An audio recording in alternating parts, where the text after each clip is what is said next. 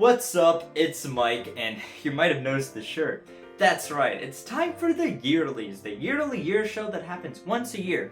And even though I only got started around the 2000th episode, I've gotten really invested in recent years. So let's see if this is my favorite episode of the year.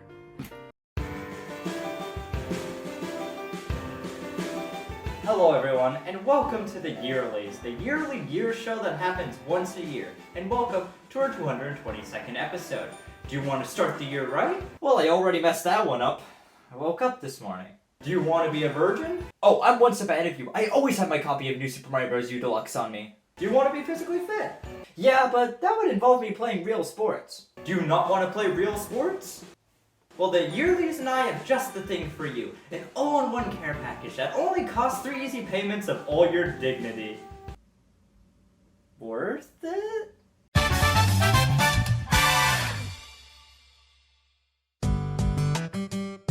Video games. What are they?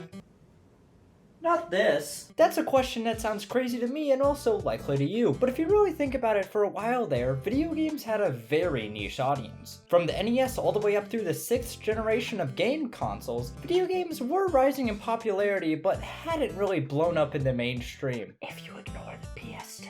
That was until Nintendo shoved 3 letters together and released them to the world in 2006. The Wii was a phenomenon for quite a long time, and everyone had to get it, which was totally understandable because how else would they play Family Party 30 Great Games outdoor fun? It helped that anything with a pulse happened to be Nintendo's target demographic. Then explain this! The Xbox 360 was being targeted towards hardcore gamers, and the PS3 was busy being marketed towards absolutely nobody. So Nintendo went for the only market that was still open, and it turned out pretty okay for them, I'd say. The Wii was vastly underpowered compared to the competition. While the Xbox 360 and the PS3 touted the beginnings of HD gaming, the Wii was single-handedly keeping the composite cable industry alive. The other consoles were also bringing online gaming to the forefront, while Nintendo was busy selling New Super Mario Bros. A 7th time. With all of that said, it's obvious that out of all the consoles, the console that won the 7th generation was, drumroll please,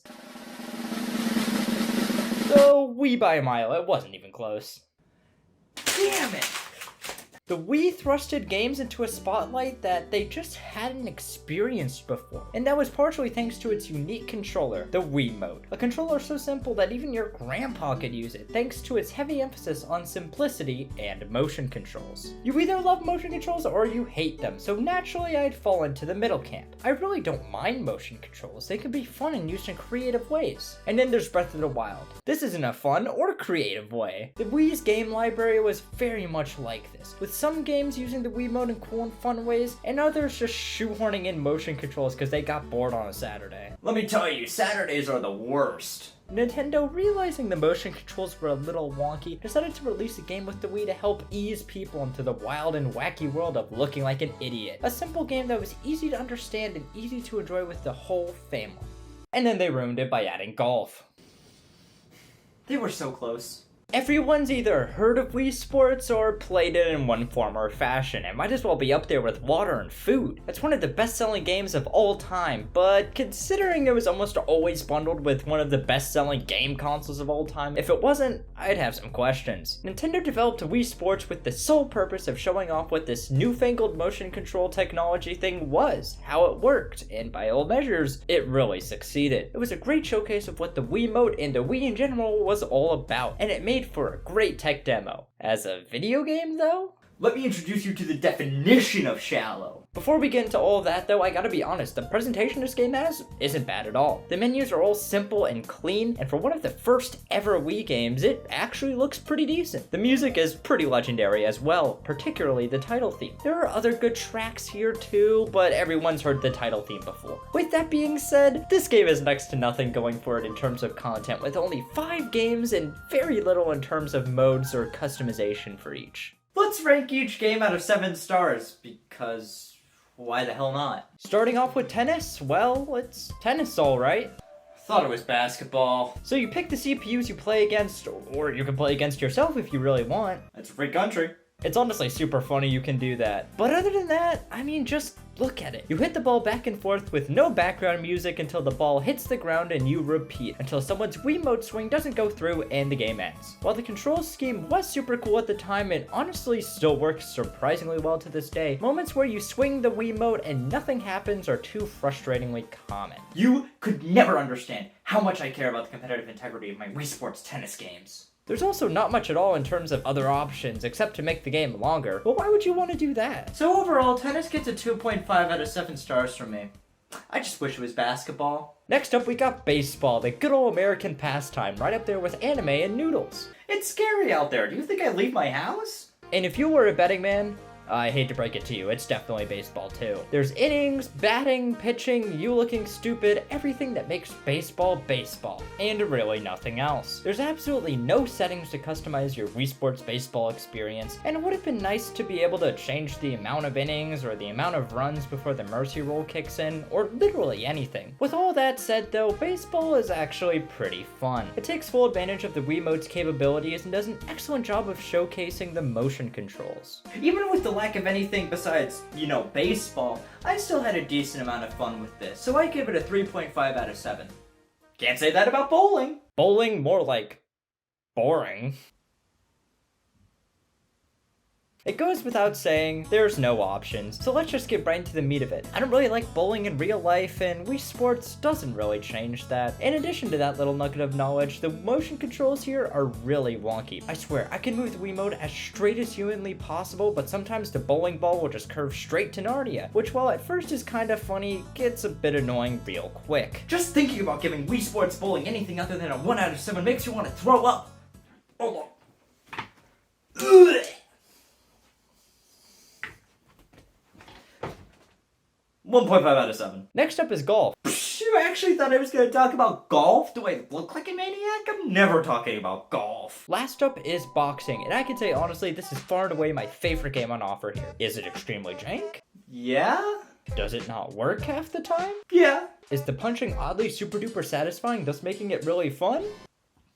Yeah. Boxing, while obviously not perfect, is the best stupid fun you can have in Wii Sports. It even requires the addition of a limb to the Wiimote, called the nunchuck. And while it kinda takes away from the sheer simplicity of Wii Sports by asking you to get a whole nother controller, it does add to the Wii Sports boxing experience. Not sure how much more you can do that though. Boxing gets a 5 out of 7. It's like me, it's stupid and it's fun to pretend like you're beating up. But that's not all. There's actually 2 more small modes that you can sink your teeth into here, those being training and fitness. Training just throws some slightly interesting spins onto the existing sports, but it's just that, slightly interesting. The most fun training game here is just a home run derby, with the rest being like, see how often you can hit a ball against a wall. Oh yeah, my favorite hobby!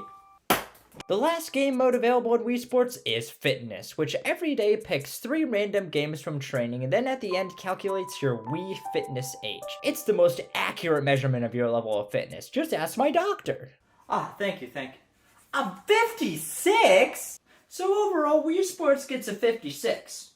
Not out of 100 though, out of 1,000. Oh well, now that I'm done with Wii Sports, I can finally do what my doctor told me that would cure me from being 56. Go on vacation?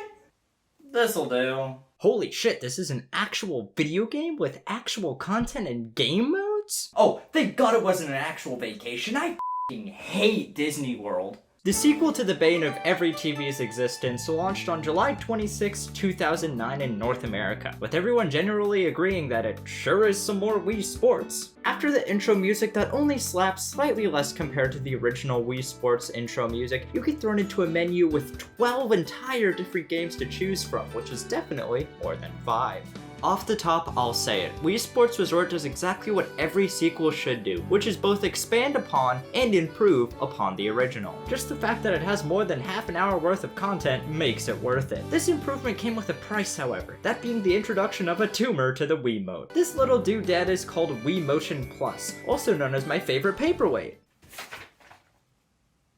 Never said it was a good one. The original Wii Sports was designed to show off the capabilities of the original Wii Remote, so naturally, a sequel had to be made to exclusively show off the capabilities of this new add-on to the Wiimote. Wii Motion Plus was developed to release with Wii Sports Resort, and its goal was to make the Wiimote more precise than ever. Not really the highest bar they could have shot for. Its implementation is pretty good, featuring another port at the bottom of the unit so you could still use your existing accessories, and it being fairly easy to attach and detach. However, it's still a tiny bit unwieldy. It adds a surprising amount of length to the Wii Remote, making it feel slightly uneven weight-wise. And there was a whole different longer jacket for the Wii Remote released with the Wii Motion Plus accessory in mind. And this entire effort was completely invalidated in 2010 when Nintendo launched the Wii Remote Plus line, which was just a regular-sized Wii Remote with Wii Motion Plus technology packed inside. Hey, if you ever feel useless, it's okay. Just remember, you could always be the Wii Motion Plus Wiimote jacket. After talking about that random Wiimote accessory, it's finally time to talk about the game it was made for. Let's rate all the games out of 12 stars, because why the hell not? To start off with Wii Sports Resort, let's go to Swordplay and...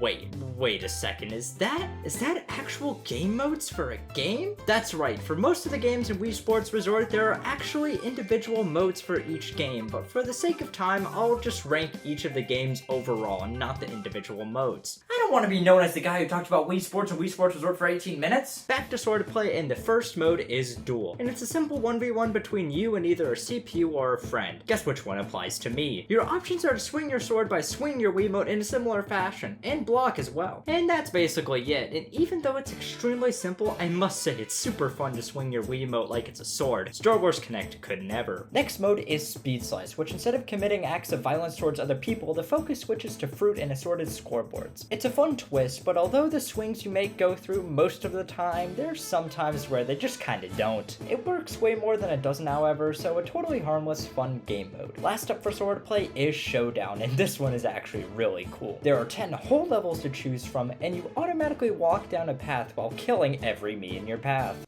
That checks out. You have the exact same options that you do in duel mode, which is swinging and blocking, but this actually does have a bit of depth to it. The Miis you brutally take out here sometimes block in different ways, so knowing where and how to swing your sword actually matters. It's a mode I didn't expect at all, but I enjoyed quite a bit. I had a grand old time killing most of the citizens of Woohoo Island, and I also had some fun in the other side modes, so sword fighting gets an 8 out of 12. Next up is Wakeboarding, and straight up this is my favorite game in Wii Sports Resort. What makes it vastly different from the other games?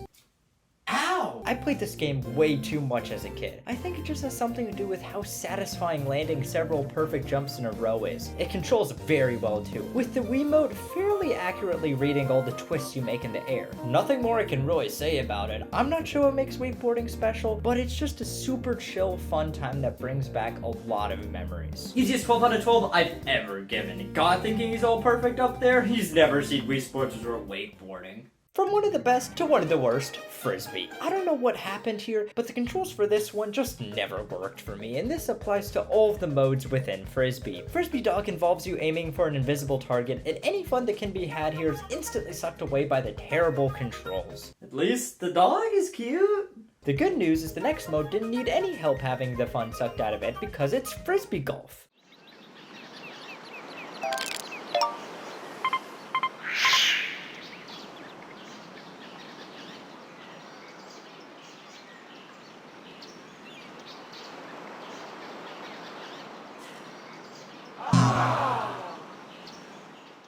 This one sucks, 2 out of 12. After that is archery, and honestly I love archery, so I had high hopes for this one. Unfortunately, the controls here kinda let this one down. They do work for the most part, but it's really funky to get down initially. There's only one mode on offer here, which is just a simple try to hit the target. While normally this would be fine, I feel like there's a giant missed opportunity here to have a game mode similar to Showdown, where you automatically move down a set path while trying to hit targets. Or Mii's, I'm impartial. I feel like that would really help the game stand out more, but as it stands, 6 out of 12. Starting off the second row, it's a basketball. What the heck? I thought this was tennis. You get 2 modes, a 3-point contest where you're just shooting 3-pointers, and a 3v3, which is 3 players versus 3 players.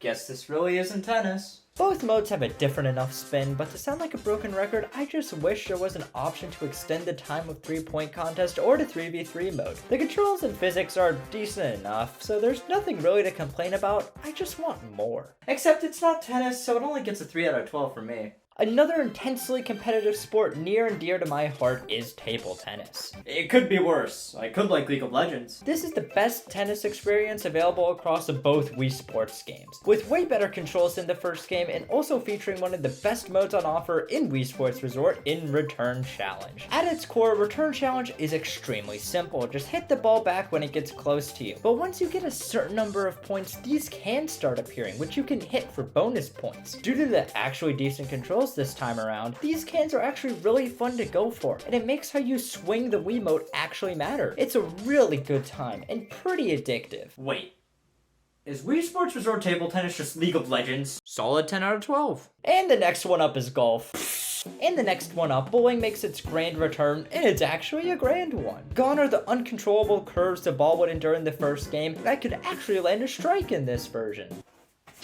Finally! There's standard game, which is the purest bowling experience you can find, and then there's spin control, where they put random barriers in the middle of the lane for you to try and curve around. It's a decent puzzle, but that's about it. The star of the show for bowling is the 100 pin mode, which is just bowling, but with 100 pins, which in turn makes getting a strike all the more satisfying and getting 99 pins all the more brutal. Bowling gets a 99 pins out of 12. Now it's time to talk about everyone's favorite and most memorable Wii Sports Resort game, Power Cruising. The best thing I can say about it is the water looks surprisingly good for the Wii. I got nothing. The controls also win the award for making you look the dumbest, and that's about it. Power Cruising gets a what even is this out of 12? Canoeing, otherwise known as unpowered cruising, is surprisingly okay. I was a little concerned after the initial controls tutorial, but the controls work well enough, even if they are the runners-up for the award for making you look the dumbest. Wow, I really feel like I'm canoeing in real life!